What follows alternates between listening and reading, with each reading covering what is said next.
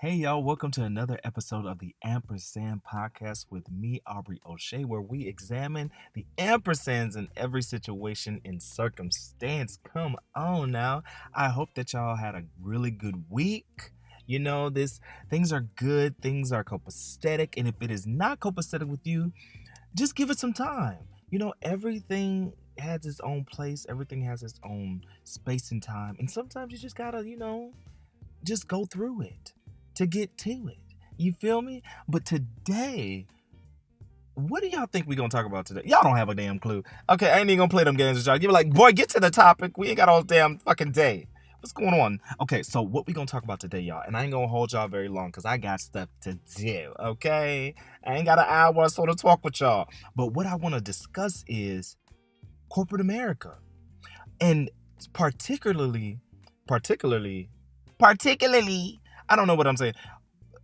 Really, I want to discuss workplace environmental stressors, are basically folks you got to work with in corporate America. Now, white folks, I love y'all white folks, but I gotta call y'all to the table. I gotta pull your coat strings, or pull your coattails, baby, because y'all be acting a fucking fool in corporate America. I wish I had somebody to talk about this with. And I know that I might have some white viewers. It's about a handful of y'all, baby. The amount of subscribers I got right now can fit in an iguana's hand, in the paw of a skunk, baby. If you in the paw of a panda, if you wanted it to, because it's only a handful of y'all, a teaspoon of y'all. But it's probably somebody white within the mix. And if it is, I don't mean any offense, but I'm just telling you from the viewpoint, the vantage point of a black man in America. Because a lot of black people do not trust. Okay, let's just get into it. What we gonna talk about is I'm trying to mince my words, y'all, but we gonna keep it a fucking buck. Y'all don't know who the fuck I am. Y'all don't. I'm just gonna talk my truth, okay? And a lot of my brothers and sisters can probably resonate with this, but I'm just trying to find a way to articulate this in a way that makes the most sense. So let's just get down to it. Throughout my life, I have worked in many places with many people. I have worked at call centers, um, making $10 an hour, taking like 80 calls in about in a half hour. Craziness. Um, I'm just gonna say the name of the company, Charter Communications. Horrible company. Horrible. And I was working alongside people who had master's degrees, and it was making $10 an hour with me. I said, I know you fucking lying. And that was when I was like in college, in junior college. I was like, what? Why are we making the same amount of money? And then I worked at Bank of America. I said, I'm gonna work at Bank of America with my best friend. Like, she making money over there. It's more like fancy and shit. I did my panel interview, got that thing, and worked there, got laid the hell off, and got my little severance package, and took out my little 401k. I said, this is cute. And then I went back to work with Bank of America and got fired because I was late. Baby, that Hispanic woman walked my ass up out of that building, up out. I said, you're gonna see me on TV one day. And she like, I'm sure I will. I'm like, yeah, you will. She like, okay. Get your badge, give me your badge. I'm like, damn. And then I tried to go back and work with Bank of America, and that shit did not work. So then I ended up being a substitute teacher because I wanted to impress this nigga that I had a crush on. He worked in the school district. And I'm like, you know what? I'm gonna make something of my life too. So I got in there, and I got in there through working with the YMCA. I was like a camp counselor with the YMCA. That was a fucking mess. Ooh, Lord, that was a mess. And then, after becoming a substitute teacher, because the YMCA led to me working at this school was like, yo, we need other teachers. Do you work with SPED? And I was like, oh, yeah, I do SPED. Yeah, I work with SPED. I didn't know that SPED was special needs. Baby, if they would have told me that shit, baby, I would have said, no, I don't. I don't work with no special needs. Baby, I said SPED, filled out my application, and worked with special needs children for a good solid year. Then I got accepted to a talent agency and started working with them stopped working with Sped, then started subbing while being um doing entertainment, acting, all of that stuff. It's been a long journey. And throughout that, I've been working in warehouses. I've worked in construction. That I remember working construction for the new American Airlines building, corporate America building that we see like on one of our highways. And baby, I got up there and I went to sleep on like the 13th floor of this building. No windows, no doors. It just straight up air and concrete up there. And I went to sleep on a slab of sheetrock. Just in the when I tell you that was the best goddamn sleep I've ever had. The best sleep I have ever had was at the top of a building on some sheetrock in the middle of the sky. Baby, ooh, if I could get it, I see why people say heaven is sweet.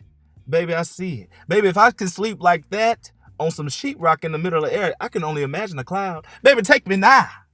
Lord, let me find rest in the bosom. Baby, that was good to me. Okay, so I say all of that to say the common denominator of everything was people. I don't care what I did. I don't care where I went. I don't care who hired me. I had to deal with people. Even if you work remotely, you got to deal with people. And that is the thing that will make or break a job for me. It's the people. Like when people, I could be at the worst job ever, but if I like the staff, if I enjoy coming to work every day because I get to see my people and we get to kick it and hang out and shoot the shit. Oh, that's amazing to me. Like I'll stay. But once those people start leaving, baby, I don't want to do this no more. Get somebody else to do it. It's the people. And I say that because like we have to really understand that workplace environment is important to employee retention. Like sometimes our managers will see employees getting too chummy and having too much good time and they'll try to separate people like they're in class. I'm like, bitch, no, this is what's making people show up to work. Because honestly, like you see your work family more than you see your real family half the time. If you're going in, you see, I would see my coworkers more than I would see my real family. So they actually become like a pseudo family. And some of the friendships that I've cultivated in corporate America have been the ones that have sent my life in a different trajectory. For instance, I met at Bank of America, I met two really good people, three really good. No, I met more than that. At Bank of America, I met people who changed my life. Literally changed my life. I met this girl. I'm gonna call her Millie. I met Millie. She saw that I had a talent to sing. So we went to this open mic thing and I said, you know what, we'll sing. She was like, I want you to do one song. Da, da, da. I got up there, did one song. I had no training, nothing of the sort. Nothing. I went up there and started singing. She was like, oh my God, you're good. We got to get you a vocal coach. I didn't think about getting no vocal coach or anything like that. I was like, oh, okay, that's fine. She went online back in the day because there was this site to where you can find vocal coaches. She went online, found me a vocal coach, and I started going. I think she paid for the first lesson too. I just thinking about that. Good God. Y'all know since the last episodes, like I'm good to cry. I hate to cry, but like that just touches me because she paid for my first lesson, I believe. And then from there I was like, oh, I don't like this teacher. I'm gonna find somebody else. And then I started looking, and then on my own I found a vocal coach. And that vocal coach changed my life because he taught me so much. He put me in the camp of the right people. I told him I want to act. He was like, okay, you can do this. I'm gonna get you in touch with this lady. From that lady, I was like, okay, I want to do this. I want to do that. She helped me get headshots. It just set the ball rolling. And then I took the ball further. And without that, I would not be doing what I'm doing now. I would not even have, I didn't have no direction or anything like that. I just knew that when I was working in corporate, I was like, I got to do something with my life. Like, there's something else that I want to do because I'm not happy just doing this. I said, there's something else. I had no clue what it was. I knew I had a talent.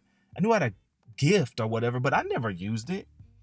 It really didn't. I was like, okay, well, I'll just do singing. Like, I'll see what that's about. Let's try it. I did it, and it came to this. And from even that Bank of America job, I met another girl. I'll call her Kay. She gave me my first cattle call. She sent it to me. She was like, yo, they're casting for this. Figure it out. Like, what do you think? I said, okay, I'll audition for it. That was my first major national spot on television from corporate America. From Bank of America.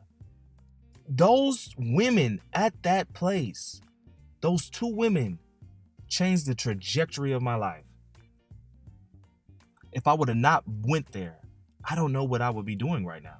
I may have discovered it. I may have meandered through this, but through corporate America, you can meet the most influential people that you will ever know in your life. But it's the way you show up in these spaces. And I say that's important because a lot of time work spaces for people become miserable and they want to quit their job or unalive themselves every time they got to come into work. And for me, that's unacceptable. I hate that workplace environment sometimes because it can be so toxic. And those of you who know, okay? So I'm going to tell y'all a little bit about what I'm going through and what I'm experiencing right now. As some of you may know, I've already heard, I own my own company. And my company works with a few buildings and a few companies around my area. So one of the main people that I serve, the main companies that I work with, I see them a few times a week.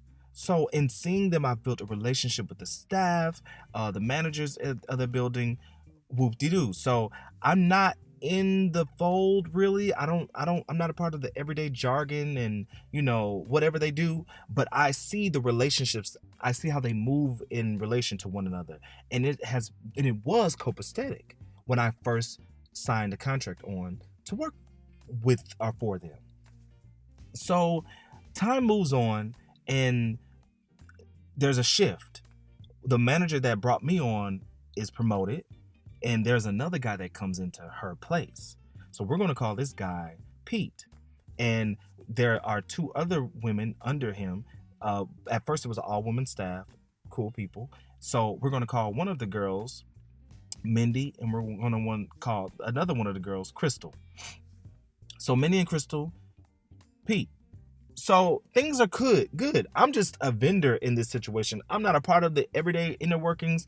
None of my goddamn business. Come in, do my job, bounce. Feel me?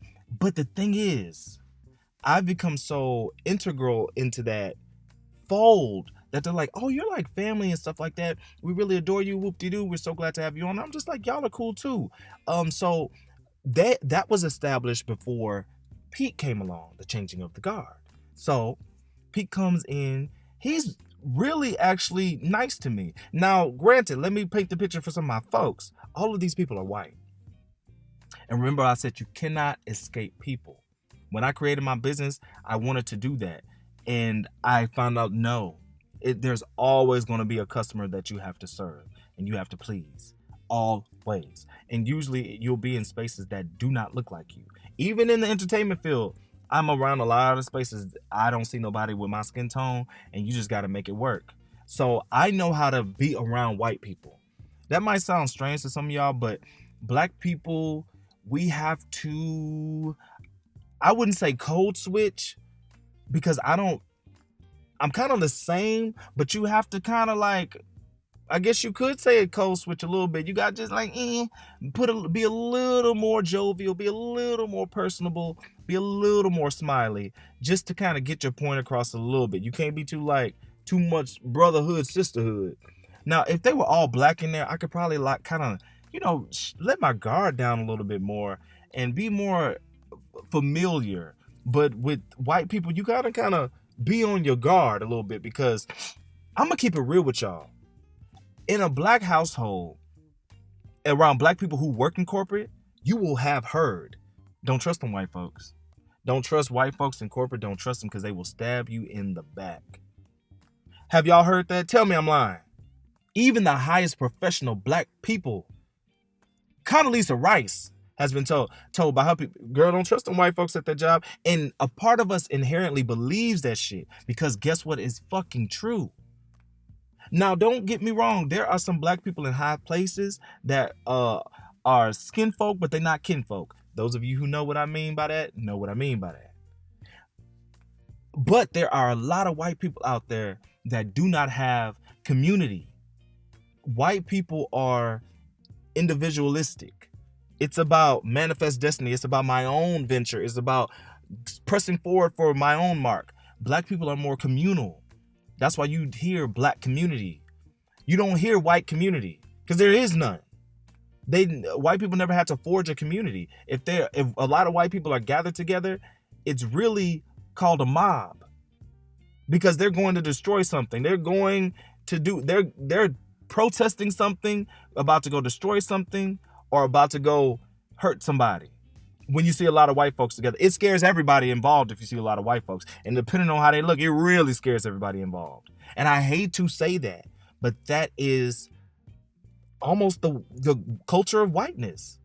So saying that, if you are surrounded by a lot of white people, black people are usually a little guarded, and we have to like amp up the clown, not the clownery, but we have to, I hate to say shuck and jive. I hate to use those type of stereotypes and tropes, but it is what keeps us alive. It is what has kept us alive, by putting a smile on our face, smiling a little bit bigger. So I found out that I had to do that I do that around these spaces to kind of be a chameleon, to kind of blend in, to seem non-threatening, to be palatable. And it has worked, honestly. I've had people at the place that I work, some of their patrons be like, oh yeah, we just know this one guy was almost about to tell me, you're not like the others, but he kind of stopped himself because he knew what that would implicate. This other people say, oh, you're so nice, you're so sweet, you're just the best. White people do that. They like you until they don't like you. And when they don't like you, or your life is a living hell. And that is the price that a lot of people are afraid to pay in corporate America. That's why we smile, grin, and keep it the fuck moving, and keep our head down and do our work. So that's what I've been doing. But I've been seeing how Pete has come up in there, and he's changed the dynamics of a lot of things. People, there are a lot of intersectionalities in corporate America. Corporate America is often a microcosm of the greater world at large, and I'm seeing it. Pete, I feel like, could be a misogynist. I don't know if he is racist. I don't know, because he treats the guys that work on site, he treats us great. But I've been hearing a lot of scuttlebutt about him from what do we call these people? From the two ladies. One of the ladies came and told me he's doing this and he's doing that and he's doing. I'm just like, what? He's doing all of that? Now, I am impartial because I just come and do my job and get the fuck on out of there. But in the inner workings, things are unraveling, and I'm seeing how workplace dynamics are changing even the energy of the whole facility. One person can come in and put everything on his head. I hear that he's turning the two ladies against one another, pitting them against one another, disrespecting them in front of their faces, in front of other people. Even some of the people even some of their customers come in and he talks to them rudely. But I don't see that because I'm on the outside looking in. He treats me nicely. He pays me on time. And he's like, oh, good, whoop-de-doo. But I don't discount these other stories because I'm just like, when I first met him, he was like, hi, I'm da-da-da-da. I was like, okay, dial it down a little bit. You're doing too much. But that was to establish, I think, dominance. And I felt like he might have felt insecure anyway, or a little like, anxious or whatever, being the new guy in the house. But I go to say that because today, the regional manager who hired me, we talked on the phone today. And she called me to make sure that he wasn't treating me like that. The way she's hearing that she's treating one of the other ladies. And because the other lady, she calls her and vents, and she was like, I don't even want to come into work today. She cries a lot. Because the way Pete is moving and the way he's taking advantage of things and the way he's being so disrespectful. It's really wild that the regional will call me. And then, and here's another thing. If white people like you, they gonna tell you the tea.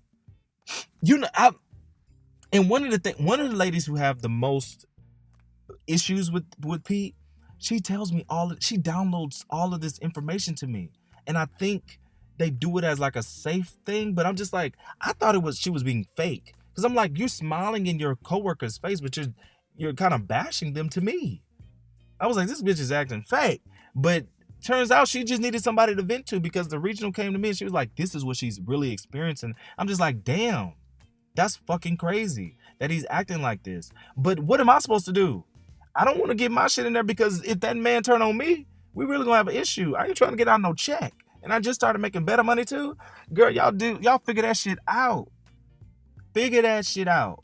But it's weird how white people do not really take up for one another in white spaces. We think that it's almost like, oh, white people gonna look out for white people. Oftentimes they don't. It's not, they don't have a crab in a barrel mentality. They have this is my barrel, so I'm gonna find my own barrel. Everybody's getting out to find their own barrel instead of helping each other out of the barrel and finding a bigger barrel so everybody can be comfortable. Or it's not a communal thing. It's more like every man for himself. And that's what I see. And being in predominantly white spaces as a black male in corporate America is kind of dangerous. I hope I'm keeping track with y'all. Like, these stories, y'all know I'm not a great storyteller, but I'm just telling you, like, the dynamics that I'm seeing is very weird. And it's very strange to observe corporate relational dynamics, like, especially among white folks. Do y'all know what I'm talking about? Like, if y'all have any stories about corporate America, please write me in and give me a little anecdote about it, and I'll talk about it on my Ask Aubri segment, because I want to know, like, any stories that y'all have about working with people of, European descent. Okay. Sometimes I wish that I worked with black people, like, solely.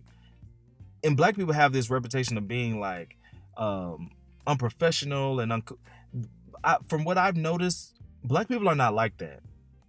If anything, they can be very professional, very warm and friendly at the same time, and there's not a lot of backbiting going on.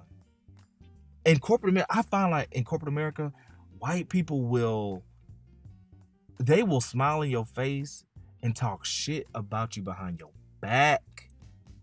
They will. One thing that I heard Pete did, one of the girls sent him an email and was like, is this okay? And he was like, no, that's not acceptable. And then my regional texting him was like, well, I don't know about that. And he was like, okay, well, we'll do this. And then he went back and texted the girl and was like, you made me look bad and like, don't ever do that shit again. I'm just like, what? Like, that type of aggressive behavior, those things are strange to me. Like, why are y'all treating each other like, and this might seem like, oh, that's not a white thing. That's not, when you may not see it because you're white, but black people know what I'm talking about, the way white folks get down. We really can't trust white folks in corporate America. I hate to say that, but it's true. And I don't even think white people can trust white people in corporate America. You can't. I don't even trust Hispanic people in corporate America, because Hispanic people can be some of the most demeaning people that you'd ever meet, because they really getting in there by the hair of their chinny chin chin, and they will put you down, baby, especially if you black. I did not mean to make this episode about this, But corporate relationships can make you or break you, man. They really can make you or break you. And the black people that I've met in corporate have been lovely. There is a spectrum of black people that you meet. You'll meet that that quote unquote hood ghetto girl in corporate America that knows her job inside and out and is really making the metrics, getting the numbers. Looking at her, you be like, oh, she's the hood rat. She ain't doing that. Ghetto girl knows what the fuck she's doing, and she's going to be training other people. Oh, now you do it like this, and then you gonna put this right there. Here, yes, hello, my name is. Own it. Then there's the motherly black woman who's bringing you sweets and stuff like that, and making sure you all right. And then there's the older guy that's like calling everybody, hey baby, how you doing? And he don't mean nothing by it. He was raised in the 70s and shit. He in the 60s. Just want to come home doing. Then there's a young cat that's just trying to look fine and talk to all the girls and stuff like that. He probably hoeing around and smashing a little bit, but he making his little metrics and his numbers to feed his little son and stuff like that and stay out of trouble. Then you got the newbie who kind of don't know what he's doing and is talented, just in there just for. There's this whole thing. Then you got the person that come in late to work, slack off and stuff like that, whatever. But we don't bring. It's not always about who can jump over who when it comes to corporate America for black people. And I hate the fact that in certain spaces we feel like there's only room for one of us, because that's so not true. But white people create that space for them. Even when it comes to male female, I find that there's a lot of that type of tension going on. I have to usurp you. It's me and that's not conducive to getting a job done. That the whole tower will fall down if we don't work together. And I'm telling you, I have been in spaces to where I have loved my job. Even at a call center, I love my job because of who I showed up with every day. But as soon as that dynamic changed, I said, I got to go, because I cannot take this anymore. You have to, when you get a job, I need you to understand that where you work is important, but who you work with is even more important. That's why a lot of people want to work from home. But then you got to take calls and have to deal with these angry ass customers. And and they're kind of like your coworkers at that point, because you have nobody to like let off steam with or talk with. Like, girl, this customer just got on the phone with me and cussed me. You're like, girls, I just got cussed the fuck out. And you don't even have that friendship to even that camaraderie. It's early. I can't think. But you don't even have that exchange. That's why I say people are important to workplace success. And what I'm experiencing now is weird, because I try to escape these dynamics, but I find myself in the middle of this shit again. And now I'm trying to like play. When I got the call from my regional, she was like, just lean in more to one of the girls and just make sure that she's feeling okay, and just do your job and just keep being positive like you always are. And I'm just like, okay, I'll keep doing what I'm doing. And I'm gonna keep an eye out, because I don't really like people being treated mishandled. I could have came from a guy's point of view, or, man, that ain't happened to me, man. He ain't doing nothing like that. How dare I? Because some people will treat you one type of way and turn around and treat your neighbor like shit. So I have no right to say that. But I do see what's going on. Everything ain't a lie. Everything ain't made up. But I am glad to say that I ain't got to clock into that position. Because, baby, I don't want to be in the middle of that. I don't. And I feel sorry for some of y'all who are in corporate America who have to deal with shitty coworkers. Whether they black, whether they white, whether they whatever. I hate that y'all have to deal with that, because it is hard and it's unfair. And I wish people would vet folks on who works with who. Man, I'm telling you, there have been times to where I've been set up to be terminated. Like, one time I was working at Bank of America, and I was just like, I'm over this shit. Like, I had come from like, a couple acting things, and I was just like, I don't want to do this shit no more. Like, I'm just here so I can fund my dreams. and I think I was doodling in my training class, and one of the guys that was the instructors, a white guy, came and was like, "Oh, why don't you go to lunch?" Very friendly. Why don't you go to go to lunch, Aubrey? Just go take a break. I'm like, you know what? I'm not that hungry. Like, you need to eat. Go just get some. I went to eat, came back, and was called into the office. And when I got into that office, my notepad that I was using to take class notes on, that I was doodling with at the same time, was they had it in their possession. And a white guy and a Hispanic woman, they had it in their possession. Like, Aubrey, we see that you're drawing a lot in class, and it seems like you're not paying attention. And like, the white guy did not like me. He did not. And I'm just like, okay. And I wasn't disturbing class or anything like that. Now, I did go to sleep a couple times. Don't judge me. But I was still learning shit. But and I was already working. It was some new stupid ass training thing. I was like, okay, I'm gonna get it. Like, just leave me the fuck alone and let me take my naps. And they had these long ass training classes. Like, who ain't gonna take a motherfucking nap? God damn. Okay, so fast forward. And I was like, and I said, yeah, I do doodle while I'm in class. I said, doodling helps you retain information. And that is true. If y'all look it up, doodling actually helps you retain information that you hear, because you're using secondary motions or whatever the fuck it's called. It helps you. And it was like, okay, well, we don't know too much about that, but we want you to stay on track and da-da-da-da, or we're going to have to whoop-de-doop-de-doo. And when I got out that training room, I was like, I know this motherfucker did not ask me to go to lunch so he can really snitch on me. And I'm thinking that he cool, that he kind of, we chummy, and he's like, he cares, but he's like trying to get me out of class so he can sneak my notepad to his upper management. Ain't that about a bitch? Like, why are you even touching my shit? When I tell you, that's the part that I'm talking about. That's why I say some people you cannot trust in corporate America. And I hate that is white folks. And white people, if you listening, I need y'all to be like, yeah, we all like that. Yeah, they are like that. Don't be one of them. Happen to be white. Don't act white. I hate to say that shit, but just those who, like Amanda Seales says, I'm taking her term, those who happen to be white, I know y'all know what I'm talking about, because that shit is egregious. And I'm just like, why would you act like that? It's so backbiting and undercutting and just like shady. And these are the things that you deal with. Like, I don't understand. Like, that type of behavior is so strange and weird to me. I don't understand it.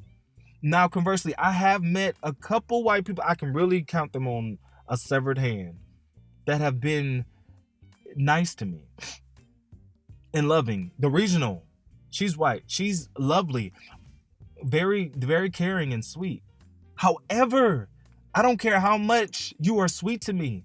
There is a guard that I have up, because I don't totally trust y'all. We the Ampersand podcast. The Ampersand is, I could treat my white people with love, but then at the same time, I don't totally trust y'all when it comes to like corporate America, because y'all scare me. And I know I might lose some followers on this shit. I ain't got none as it is. I don't give a fuck. I'm just venting, bitch. Like, I don't care. I have been told by people in high corporate America, got Birkin bags, baby, and they working, and don't trust these white folks. Don't trust them. Black people ain't never told me don't trust these black people. It's all don't get too cozy. Shout out to Beyonce. Don't get too cozy, because they might turn on you. So I want y'all to examine workplace dynamics the next time you walk into work and see, white folks, keep your eyes open. Watch how your people move. Don't be one of those folks, because ain't nobody got time for that shit. I have not really experienced that with Hispanic people. They can be a little trifling too. I ain't gonna hold you. This is a racist ass podcast. Oh God, but we examine the ampersands, okay? Because I love white people. I just don't like the way they behave when it comes to metrics and hierarchies. I don't like that shit. I don't. I don't. I don't like I don't like when it comes to the meritocracy of things. I don't like that shit. Because to get on top, y'all do anything. And y'all don't care. A lot of y'all don't care. It's a small percentage of you that care. And I really hate to say that because white people can be some of the most nice people outside of corporate America. Outside of that. But when y'all get into these spaces, oh baby, no. Baby, I don't trust you as far as I can throw you. I just don't. Even the people that endear themselves to me, I don't trust y'all because of the way y'all treat one another. I don't trust it. And the thing is, like, I hate workplace dynamics because it just makes it, like I said, it can make you or break you. That's really all I got to talk about today on the Ampersand episode. It's not long. I told you I ain't gonna hold y'all long because I got stuff to do today. But I just want y'all to understand, like, the ampersands. What are the ampersands, y'all? I would have to say that you can love your job, but hate to go in because of the people that you work with. And you can hate your job, but enjoy to go in because of the people that you work with. It's all down to who you come in contact with on these positions, on these jobs. And I challenge the managers in these spaces and the supervisors to examine your workplace dynamics and see how people are behaving and treating one another. Even I encourage the coworkers to do that too. And my white folks, do that too. Examine how your peers are treating one another. Because sometimes it's not by accident that they're treating the women shitty, or they're treating the African Americans or the Asians shitty, or they're treating the men shitty. It's not by accident all the time. Sometimes these things are very pointed and directed, but you got to pay attention. And black folks, I don't want us to lose the recipes. We don't say, I don't hear us say brother, sister like we used to back in the day. All right, that's my brother, that's my sister. I don't want us to lose that, because at the end of the day, we are in this together. We have community that we need to protect. And we need to continually be a safe space for one another. Because this corporate world is the wild, wild west when it comes to a lot of things, because these people will smile in your face and be writing your pink slip at the same time. You think I'm lying? Baby, live long enough. You'll find out. So with that being said, I don't want to belabor your time. I want y'all to have a really good weekend or a good week, whichever comes first. And I just want y'all to be blessed and really take stock in how you show up in corporate spaces. Your coworker is not your enemy. It don't have to be. But also keep in mind too, your coworkers should be your coworkers sometimes. Know how to know the difference. I don't really abide by that rule of your coworkers are not your friends and you come home and you leave to work. No. Why? My coworkers, if I took that mentality, I would not be where I am today. I would not know what I know today. I would have not had such an amazing journey thus far. Your coworkers can be your friends, but you have to discern who you're interacting with and how much and how far you go by the way they show up for you. And remember, my black folks too, some of these other coworkers, keep that at a minimum. Okay? Keep that at a minimum. Be cordial, but keep it moving. Okay? Be cordial. Polite. Can we have dinner? Let's have lunch? No. If you hear them gossiping about other people, oh, I didn't know that. I'm so sad to hear that. I did hear a little bit about that, but I don't have enough to do. How can we move past this? What can we do to solve this? What can we do to create a better environment? Play that card. Don't lean in, because I'm telling you, you do that, that information can be used against you. Look, I'm just trying to let you know. Be careful.